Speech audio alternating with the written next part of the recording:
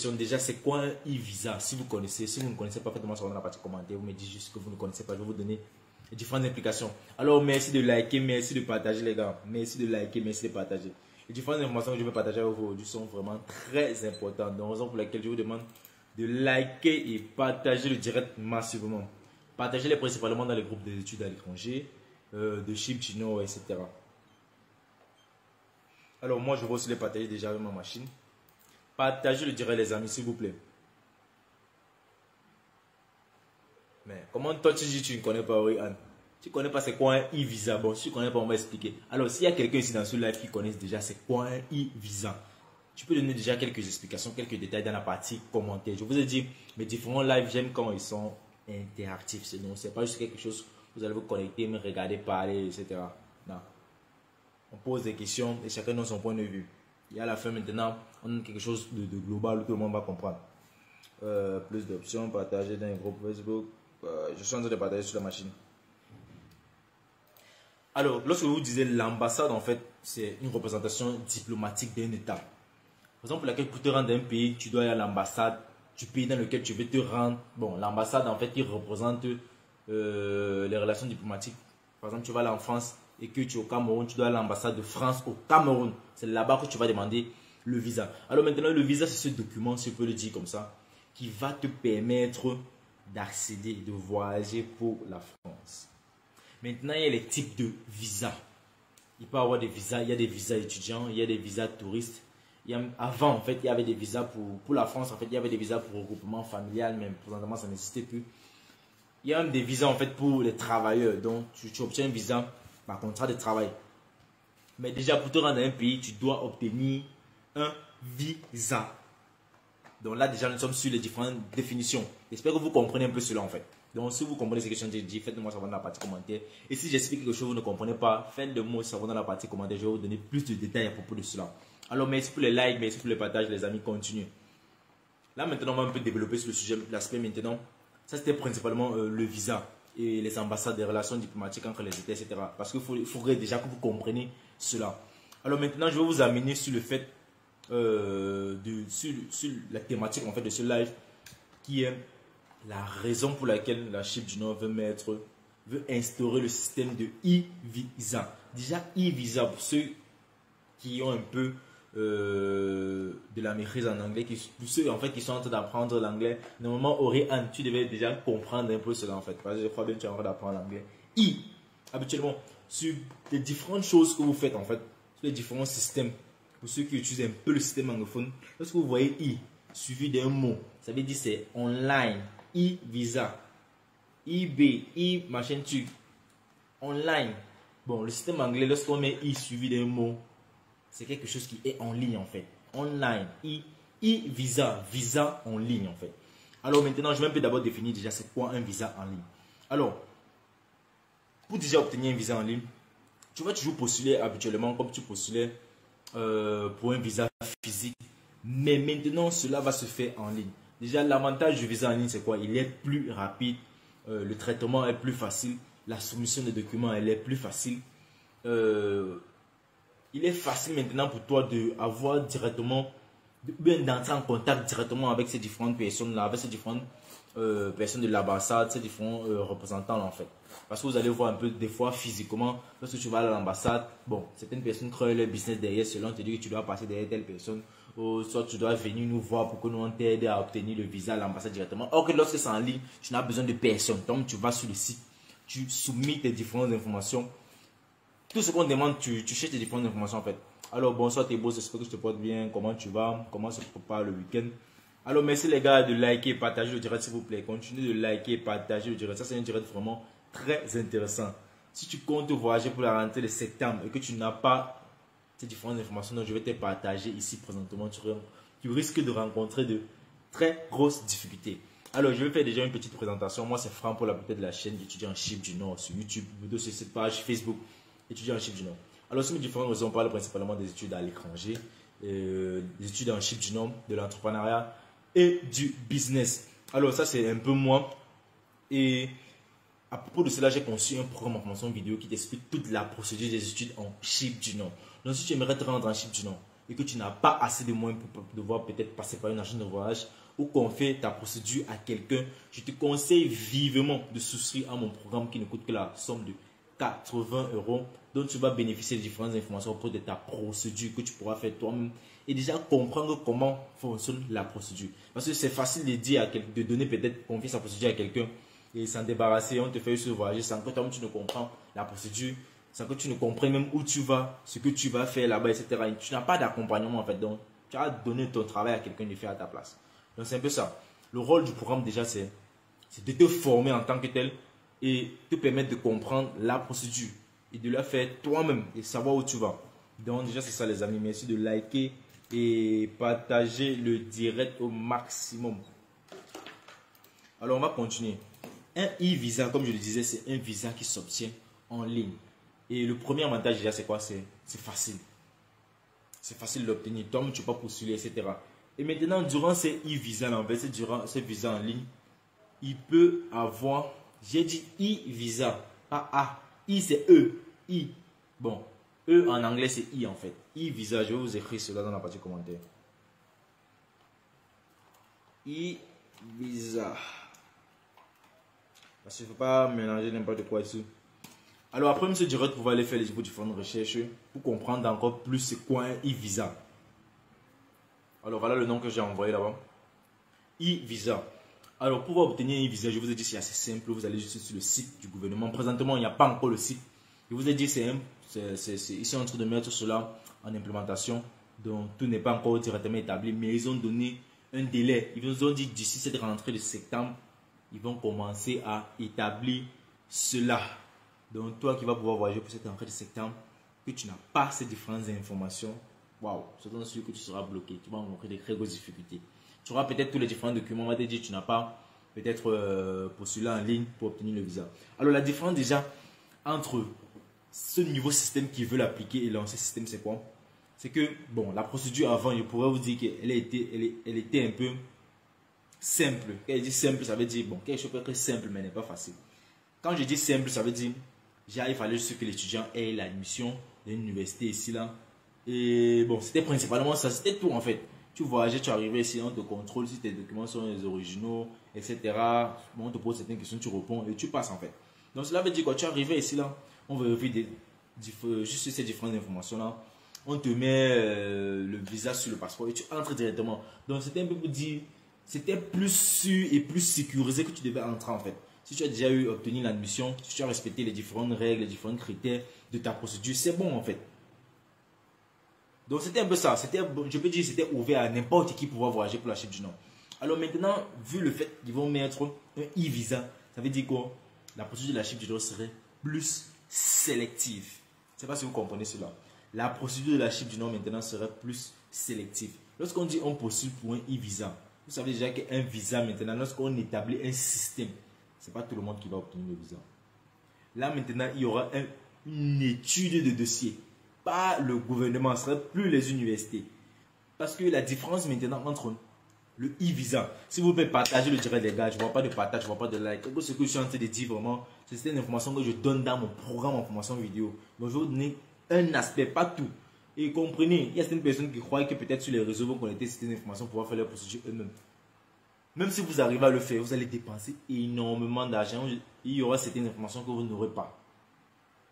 Je ne sais pas si vous comprenez cela. Raison pour laquelle on vous demande de souscrire pour une formation vidéo et de vous faire accompagner. Alors, comme je le disais, l'une des différences aussi dont je ne vais pas trop entrer en détail, parce que je vais développer en fait, pour ceux qui ont ce programme, je dois aussi actualiser ce programme-là, mais je n'aimerais pas le faire et le couper, parce qu'il y a certaines personnes qui me suivent ici, ils sont dans mon programme en formation vidéo. Je vais l'actualiser, mais je vais le faire pratiquement, je vais me fixer un délai, parce que je n'aimerais pas actualiser quand je n'ai pas encore toute la totalité des informations. Mais ceux qui me contactent déjà inbox, etc. par WhatsApp, je réponds à les questions. Donc lorsque tu me contactes, je te réponds à une question. Mais maintenant dans le programme, je vais actualiser certaines données. Mais je vous ai dit ce que vous devez vraiment comprendre sur l'aspect de la souscription pour une formation vidéo, c'est l'accompagnement. Je réponds à vos différentes questions et c'est ça en fait qui est l'accompagnement en fait. Je ne sais pas si vous comprenez cela. Parce que vous n'allez voir personne à qui vous allez poser vos différentes questions à n'importe quelle heure. Déjà le type de questions même. Et quand vous voulez, il va vous répondre. Donc c'est un peu ça. Alors, comme je le disais, la différence déjà, s'il vous plaît, continuez de liker, à partager. Je dirais, il y a des personnes qui regardent ce live, mais ils ne like pas, ils ne partagent pas, et c'est pas pourquoi. S'il vous plaît, les amis, ce n'est qu'ensemble qu'on peut évoluer. Si j'organise un live comme ça, si je crée un meeting comme ça, et que j'aimerais vous partager cette information, parce que moi j'ai déjà cette information-là, et moi je pourrais vous dire, s'il ne le partage pas, en fait, ça ne sert à rien. Parce que moi j'ai un chiffre, moi ça ne me sert à rien.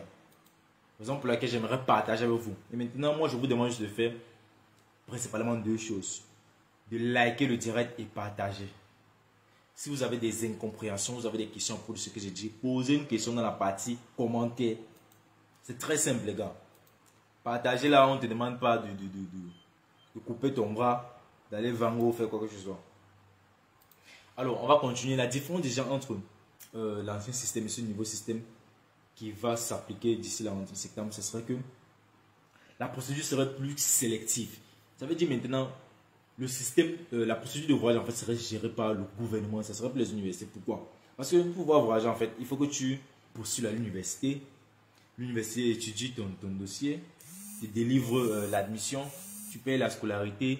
C'est principalement ça en fait. Donc c'était l'université qui gérait la grande partie. Et lorsque tu voyageais ceci, c'est à l'aéroport. C'est vraiment à l'aéroport que c'était le gouvernement. Je pourrais dire les différents policiers là en fait. Je sais pas comment on l'appelle. Les agents de l'immigration en fait, c'est ce mot que je cherchais. Les agents de l'immigration en fait, c'est leur part du travail là-bas maintenant. Checker si ces différents documents sont des originaux. Checker le passeport, checker si tout est en règle, etc. Donc le travail qu'ils ont à faire, ça c'est vraiment où le gouvernement avait sa tâche à faire. Mais la première tâche à faire, c'était les universités ici là, la délivrance des admissions. Alors maintenant, comme on dit que tu dois obtenir un e-visa, s'il vous plaît les gars, likez, partagez maintenant. Ce que je vais dire là, c'est vraiment ça qui est intéressant. Le gouvernement maintenant va s'en charger du e-visa premièrement. Avant que vous pouvez, avant qu'en fait, vous pouvez voyager. Je ne sais pas si vous comprenez cela. Ça veut dire quoi? Après avoir peut-être obtenu l'admission à l'université, même si tu as payé la scolarité, ou peut-être avant de payer la scolarité, je ne sais pas encore comment ça va se passer. Si tu vas d'abord prendre la première lettre d'acceptance et aller postuler pour le visa, ou tu dois prendre la première lettre d'acceptance, payer la scolarité et obtenir la deuxième lettre d'admission avant d'aller postuler pour le visa en ligne. Je vous ai dit, je ne sais pas vraiment encore comment ça va se passer. Mais ce que je sais déjà, c'est que lorsque tu vas obtenir l'une de ces deux acceptances lettres-là, soit la première qui est l'acceptance lettre ou la deuxième, la lettre d'admission définitive, il faudrait que tu obtiennes le visa lorsque tu vas postuler en ligne. Et maintenant, pour postuler en ligne, c'est maintenant où l'accompagnement va se jouer. Je ne sais pas si les explications que je donne là, vous comprenez. Je ne sais pas si c'est à votre niveau. Parce que certaines personnes vont se rendre maintenant sur le site, aller postuler n'importe comment. Tu peux avoir les différents documents requis, tu peux avoir tout. Et sachez qu'ils peuvent aussi mettre genre un interview en ligne. Parce qu'il y a certains systèmes de différents pays. 10 visas. Bon, quand il dit 10 visas, j'ai mis le D. Accent CD en fait. Je vais faire la lésion. Donc, de visas en ligne où on fait l'interview online en fait. Donc, on te fait une interview peut-être sur Zoom ou sur Google Meet. On t'envoie le lien, on te dit tu dois joindre le lien, le meeting à telle heure, etc. Tu es avec un agent de l'immigration qui te pose des différentes questions en ligne. Donc, lorsque tu n'arrives pas à répondre à ces différentes questions-là, tu n'obtiens pas le visa. Même si tu as les différents documents requis pour pouvoir voyager. Donc, c'est ce que la Chip Junior est en train de vouloir faire présentement. Alors, maintenant, à la fin de ce direct, je vais vous dire la raison pour laquelle la Chip Junior est en train de faire cela. Et moi, je pourrais aussi dire, bon, d'une part, je peux me dire, même pas d'une part, de la grande partie, c'est très bien en fait ce qu'ils sont en train de faire. De régulariser cela parce qu'il y avait vraiment déjà n'importe qui voudrait se rendre en Chip du Nord. Pas pour les études, même pas pour le travail, mais ils sont ici vraiment, tu sais pas ce qu'ils font. Certaines personnes commencent à faire de mauvaises choses, à importer de mauvaises choses peut-être de l'extérieur vers l'intérieur ici. Et ils rendaient les choses vraiment difficiles pour certaines personnes qui se cherchaient en fait, qui essayent de se battre chaque jour, ou bien peut-être, on commence à voir les gens ici mal en fait. Donc c'est un peu ça. Donc, c'est juste pour vous dire que l'aspect maintenant que ces différents étrangers ont des Africains ici là, c'est plus le même en fait, aspect peut-être que 2 ans en arrière, que 3 ans en arrière. Donc cela est un peu diminué en fait, parce qu'il y a certaines personnes qui ont juste voyagé comme ça, et comme la procédure était assez simple, je dis bien simple, mais pas facile, parce que c'est pas tout le monde jusqu'à là qui obtenait, qui arrivait parfois à voyager. Certaines personnes voyageaient, mais ils n'arrivaient pas à entrer ici là. Parce qu'à l'aéroport, on te renvoie. Alors, la différence déjà que j'essaie de vous expliquer, c'est que à propos de ce système, tu pourras obtenir soit peut-être la première lettre d'acceptance, ou soit il vous demande d'obtenir la première lettre d'acceptance et de faire encore le paiement de la scolarité, soit ce que vous obtenez les 2 lettres et maintenant postuler pour le visa en ligne. Lorsque vous allez maintenant postuler pour le visa en ligne, c'est le gouvernement qui va étudier. Quand je dis le gouvernement, il n'y a pas d'agent de l'immigration en fait, ils travaillent pour le gouvernement. Donc c'est le gouvernement qui leur donne certaines tâches et ce sont eux qui exécutent cela. Donc c'est le gouvernement qui va maintenant étudier votre dossier avant de vous délivrer le visa. Donc ça ne serait plus que vous allez voyager et c'est ici qu'on contrôle sur vos différents documents vous entrez. Ça ne sera plus juste un contrôle, ça serait d'abord une étude de vos différents dossiers, des différents documents que vous allez fournir. Et maintenant, à l'arrivée ici en Chine du Nord, on va contrôler ces différents documents. Si les différents documents que vous avez fournis lors de votre peut-être entretien en ligne pour le visa, pour le e-visa, sont les mêmes que vous allez voyager avec. Et ça, c'est aussi où certaines personnes vont être bloquées. Il dit certaines personnes vont, il sait déjà que certaines personnes vont vouloir jouer avec cela. Vous allez voir peut-être en ligne, il va les postuler avec un document, il va voyager avec un autre. Je sais que certaines personnes vont faire cela parce que je connais déjà mes différents frères. Ils vont créer déjà peut-être soit un business même derrière. Alors je crois bien il y a une question de Joseph qui demande donc une fois quand tu obtiens le e-visa, tu n'auras pas beaucoup de contrôle à l'aéroport. Alors oui, c'est un peu ça que j'essaie d'expliquer. Juste que lorsque tu vas arriver maintenant ici en Chine du Nord, ils vont juste vérifier si les différents documents que tu as postulés pour le visa en ligne, ce sont ces mêmes documents que tu as voyagé avec et ce sont des originaux. Je ne sais pas si vous me comprenez. Donc les gars, continuez de liker, partager le direct s'il vous plaît les gars. Likez et partagez le direct. J'espère que les explications que je différentes explications que je vous donne sont assez compréhensibles et que vous gobez ce que j'ai dit en fait. Donc les gars, s'il vous plaît, faites-le moi savoir dans la partie commentaire. Il n'y a pas de commentaire, il n'y a pas de like, il n'y a pas de partage. Je ne sais pas. Qu'est-ce qui se passe les gars? Je vous donne des informations gratuites que personne ne fait. Vous allez vous rendre compte que sur ces différents réseaux, en fait, même des groupes WhatsApp, certaines personnes vont juste venir faire de la publicité. Si vous voulez voyager pour la Chine du Nord, contactez-moi, etc. Procédure à tel prix, blablabla. Bla, bla, bla. Ils ne vous détaillent pas vraiment comment se passe la procédure. Qu'est-ce que tu dois faire? Moi, je vois certains... Bon, on peut dire chacun sa manière de travailler. Moi, ça, c'est ma manière à moi de travailler. Si tu veux voyager pour la Chine du Nord, tu me contactes, tu souscris pour une formation vidéo. Je t'explique déjà, je te fais comprendre déjà comment la procédure se passe. Et tu fais la procédure par toi-même. Vous devez comprendre le fait que vous pouvez faire la procédure par vous-même. Ça n'a pas besoin de passer par quelqu'un ou de confier votre procédure à une agence de voyage. Parce que de nos jours, c'est tellement facile. Je ne sais pas. Quand certaines personnes me disent souvent, certaines personnes me contactent même pour d'autres pays, me disent peut-être, j'ai fait ma procédure pour le Canada, j'ai été arnaqué, j'ai fait la procédure pour le Belgique. Je vous dis, il y a tellement de milliers de façons de vérifier les informations. Donc, je ne sais pas, des fois, vous ne voulez pas lire, vous ne voulez pas chercher, vous ne voulez pas vous faire accompagner. Vous voulez juste, c'est comme si on te donne une tâche à faire. Et vous devez comprendre que voyager, en fait, c'est un projet. On ne se lève pas un matin comme ça parce qu'on a vu peut-être le post de quelqu'un sur une page. Il a montré d'autres personnes qui voyageaient. Tu dis aussi le matin que tu vas aussi voyager. Tu commences à économiser l'argent et tu peux seulement donner à cette personne-là. C'est qu'est-ce que tu vas aller faire là-bas en fait. Est-ce que tu comprends déjà comment la procédure se passe? C'est un peu ça. Alors, il y a encore une question de Joseph qui demande, ok, les documents avec lesquels on pourra postuler, c'est seulement les mêmes documents de l'université. Là, je ne sais pas encore. Je vous ai dit pour le e-visa, je ne sais pas si ça sera seulement les documents de l'université. Et ce qui est sûr, à côté de cela aussi, il y aura des frais. Je crois sur tous les différents sites des ambassades, que ce soit le visa physique, les interviews, etc. Il y a toujours des frais de visa à payer. Donc, préparez-vous aussi sur cela. Il y aura des frais de visa à payer. J'espère bien que vous comprenez. S'il vous plaît les gars, continuez de liker, partager ce direct massivement. Parce que ce que je suis en train de dire là, elle est très importante. Je vous ai dit, vous allez voir personne qui va vraiment débattre de ce que je suis en train de vous donner là. Ils vont juste vous dire, faites la procédure, etc. Bien viens, on gère ta procédure rapidement, 2 semaines, etc. Le temps vraiment sur une procédure, ce n'est plus la durée en fait. Lorsque tu comprends déjà comment ça se passe, tu peux faire même ta procédure en 1 mois, mais tu l'as bien fait par rapport à quelqu'un qui l'a fait en 2 semaines. La personne qui l'a fait en 2 semaines, en fait, il n'a rien compris. Il ne sait même pas comment ça se passe. Il a juste voyager pour voyager. Donc c'est un peu ça en fait.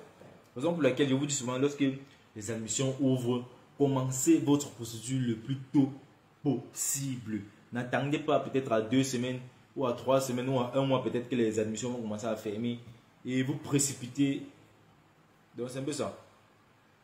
Alors je crois bien, nous sommes à la 40e minute du live. Laissez-moi checker. Nous sommes à la 27e minute. Je crois d'ici la 35e ou 40e minute, on va arrêter le live. Alors si vous avez des questions pour cette thématique, faites-le-moi savoir dans la partie commentaire.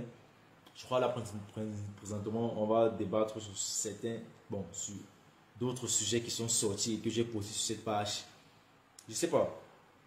Mes différentes réactions sur cette page ont baissé. S'il vous plaît les amis, je vous prie vraiment d'inviter vos différents amis, vos différentes personnes en fait qui comptent voyager à l'étranger de s'abonner à cette page parce que vous allez me pousser à chercher certaines informations dont je pourrais partager avec vous. Donc, invitez vos différents amis, vos frères, etc. qui comptent voyager pour l'étranger, qui comptent aller poursuivre l'étude à l'étranger, de venir s'abonner à cette page.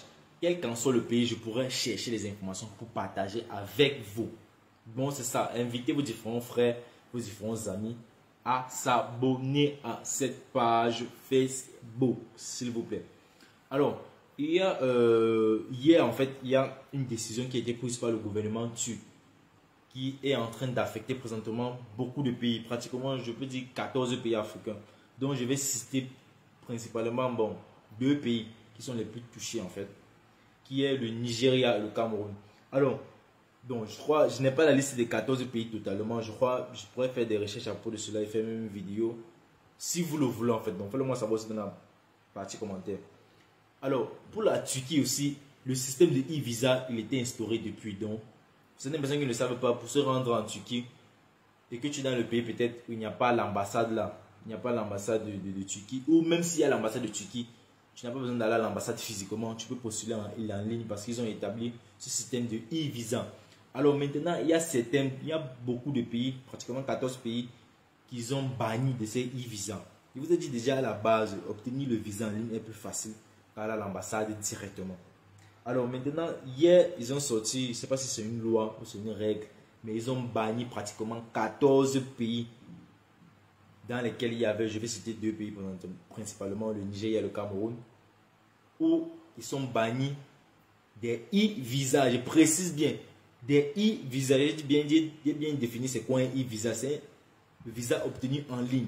Donc, les Nigérians, les Camerounais ne pourront plus postuler en ligne pour pouvoir obtenir le visa. Ils sont maintenant obligés de se rendre à l'ambassade physiquement de la Turquie dans leur pays. Donc par exemple, l'ambassade de la Turquie à Abuja, l'ambassade de la Turquie, peut-être soit à Yaoundé, soit à Douala, je ne sais pas dans quel pays c'est, dans quelle ville c'est en fait. Je crois bien l'ambassade de la Turquie, je crois bien c'est à Yaoundé si je ne me trompe pas. Dans le pays du Cameroun, c'est à Yaoundé, dans la ville de Yaoundé. Alors, s'ils ont déjà annulé cet aspect de e-visa là pour ces différents pays là, c'est pour nous obliger en fait maintenant d'aller à l'ambassade physiquement. Et lorsque tu vas à l'ambassade physiquement, en fait, il est plus dur, plus difficile pour toi d'obtenir le visa. Vous savez déjà, l'interview, elle est assez, je pourrais vous dire, elle est assez stressante. Lorsque par exemple, tu vas arriver devant l'agent de l'immigration, il va vérifier tes différents documents, etc. Même si tout est complet, il va te poser une série de questions. Pourquoi veux-tu te rendre en Turquie? Et ces différentes questions, en fait, certaines interviews peuvent se faire en anglais. Parce que ce que vous allez comprendre, c'est quoi? C'est que vous allez dans un pays, en fait, où on parle principalement, je peux dire 2 langues, le turc et l'anglais. Donc, vous allez voir certaines personnes aller à l'interview. On va te dire là-bas, on ne parle pas français. Tu vois, là, tu as des problèmes. Je ne sais pas si tu comprends cela. Pour aller à l'interview, déjà, tu dois déjà parler la langue anglaise. Et ça, c'est l'un des problèmes, en fait. Vous voyez à quoi c'est les lives, en fait. Durant les différents lives, on développe, on communique, on parle, en fait, et des idées me viennent en tête.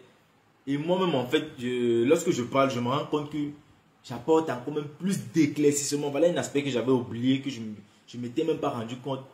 Lors, en fait, de ce e-visa pour la Chypre du Nord, de cette peut-être interview pour la Chypre du Nord, l'interview va se faire en anglais, en fait. C'est pas si vous comprenez. Ça va se faire maintenant en anglais. Parce qu'en Chypre du Nord, ici, on parle principalement deux langues, le turc et l'anglais. Donc, tu ne peux pas faire l'interview en français. Je ne sais pas si vous comprenez cela, en fait. Lorsqu'on dit e-visa, ça veut dire qu'il y a plusieurs personnes de différentes nationalités. Donc, ce n'est pas à l'agent de l'immigration de parler peut-être le français, soit peut-être les Congolais, on va parler le Lingala, soit peut-être les Marocains. Ce n'est pas à l'agent de l'immigration du Chypre du Nord qui va parler l'arabe, ce n'est pas lui qui va parler. Donc, eux, ils vont parler principalement une langue qui sera l'anglais. S'il vous plaît, les amis, partagez ce live. Ce que je dis vraiment là, personne ne va vous dire cela. Personne ne va vous dire cela. Alors, il y a aussi une question de Joseph qui demande quand tu obtiens le e-visa, tu auras encore besoin du visa physique. Non, le e-visa, en fait, lorsque tu obtiens le e-visa, on t'envoie ce document sous forme PDF. C'est maintenant à toi de l'imprimer au pays et de voyager avec cela. Donc, c'est ça. Lorsqu'on dit e-visa, c'est tout se passe en ligne, en fait. Raison pour laquelle je vous dis, même la procédure de Chypre du Nord, ça se passe en ligne. Vous n'avez pas besoin de vous rendre physiquement ou de passer par une agence de voyage. Ça ne sert à rien. Je ne sais pas si vous comprenez cela. Lorsque vous-même vous rendez compte, vous comprenez, raison pour laquelle je vous demande, je vous dis que vous devez comprendre la procédure d'immigration avant de faire quoi que ce soit. Lorsqu'un pays déjà traduit son système en système en ligne, la Turquie a fait, en fait, certains pays obtenaient le visa en ligne. Ça veut dire que pour faire la procédure, tu n'as pas besoin d'aller physiquement quelque part. Tout se passe en ligne, en fait, si tu voyages. Pourquoi lorsqu'on vous dit que vous pouvez faire la procédure de Chypre du Nord en ligne, sans passer par une agence de voyage ou confier votre procédure à quelqu'un, et il dit passer par une agence de voyage, je n'ai pas de problème avec les agences de voyage, en fait. Je n'ai pas, d'ailleurs même, moi j'ai certains partenaires avec certaines agences de voyage, en fait.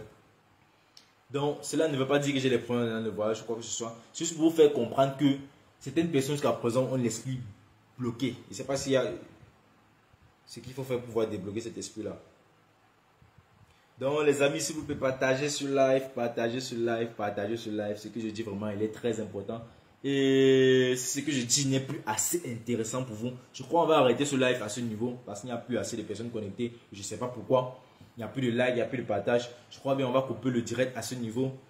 Et moi, je vais vaquer à d'autres occupations. Alors, comme je vous l'ai dit, je vais un peu bavarder un peu avant d'arrêter encore. Déjà, pour de cela, comme on est en train de discuter, s'il y a une interview, ça peut être probable, s'il y a une interview pour la Chypre du Nord, l'interview va se faire en quelle langue? Question posée. Question posée. L'interview déjà pour te rassurer. Toi peut-être qui parles français comme moi. Ça ne sera pas la langue française. Ce sera une langue. Ou peut-être deux langues. Soit le turc, soit l'anglais. Si tu ne parles pas l'une de ces deux langues-là, sache que ça serait compliqué pour toi. Donc c'est un peu cela. Alors je crois déjà peut-être certaines personnes ne sont pas intéressées à ce live. Ou je ne sais pas pourquoi il n'y a pas assez de personnes connectées dans ce direct aujourd'hui. Mais pour toi qui vas regarder ce live après, parce que je vais le poster, juste like et partage ce live pour pouvoir permettre aux autres de comprendre en fait cette thématique. Ce qu'on a débattu en fait aujourd'hui sur ces différents sujets, sur ces différents aspects qu'on a discuté aujourd'hui. Donc partage ce live pour pouvoir permettre aux autres de comprendre cela et de les aider aussi. Alors c'était Franck pour peut-être de la chaîne YouTube étudiant en Chypre du Nord, peut-être c'est cette page Facebook. Sur mes différentes raisons, on parle principalement des études à l'étranger, de Chypre du Nord et de l'entrepreneuriat et du business. Alors, à propos de cela, je vous ai conçu une formation vidéo qui t'explique comment faire la procédure du voyage d'immigration pour la Chypre du Nord par toi-même. Comme je le dis encore, ça n'a pas besoin de passer par une agence de voyage, de confier sa procédure à quelqu'un et de comprendre comment fonctionne la procédure. Car c'est ça l'essentiel. Tant que tu ne comprends pas comment se passe la procédure d'immigration pour la Chypre du Nord, tu auras certains blocus en fait.